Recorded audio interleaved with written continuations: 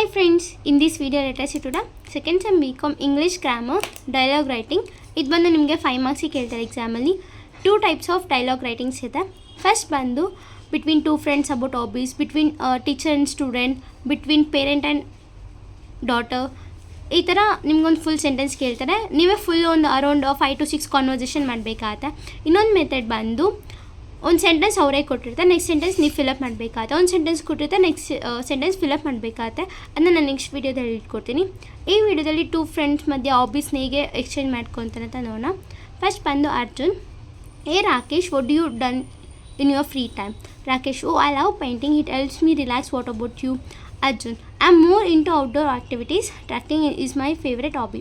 Rakesh, that sounds exciting. Do you go trekking often? Arjun, as often as I can. You should try it sometimes. It's refreshing to connect with nature. Rakesh, maybe I will, and maybe I will paint the mountains after I trek. So ಈ ಥರ ನೀವು ಒಂದೊಂದು conversation ಮಾಡಬೇಕಾಗುತ್ತೆ. ಇಲ್ಲಿ ಅರ್ಜುನ್ ಮತ್ತು Rakesh name ತೊಗೊಂಡಿದ್ದೀನಿ. ಅವ್ರು like ಅಂದರೆ ಫ್ರೀ ಟೈಮ್ ಇದ್ದಾಗ ನೀನು ಏನು ಮಾಡ್ತೀಯ, ಹಾಬೀಸ್ನ ಎಕ್ಸ್ಚೇಂಜ್ ಮಾಡ್ಕೊತಿದ್ದಾರೆ. ರಾಕೇಶ್ ಬಂದು ಐ ಲವ್ ಪೈಂಟಿಂಗ್ ಅಂತ ಹೇಳ್ತಾರೆ. ಅರ್ಜುನ್ಗೆ ಔಟ್ಡೋರ್ ಆ್ಯಕ್ಟಿವಿಟೀಸ್ ಮೇಲೆ ತುಂಬ ಇಂಟ್ರೆಸ್ಟ್ ಇರುತ್ತೆ. ಸೊ ಈ ಥರ ಕಾನ್ವರ್ಸೇಷನ್ ಮಾಡ್ಕೊಂಡು ಹೋಗ್ತೀರಾ. ಅರೌಂಡ್ ಒಂದು 6 to 7 ಕಾನ್ವರ್ಸೇಷನ್ ಇದ್ದರೆ ಸಾಕಾಗುತ್ತೆ.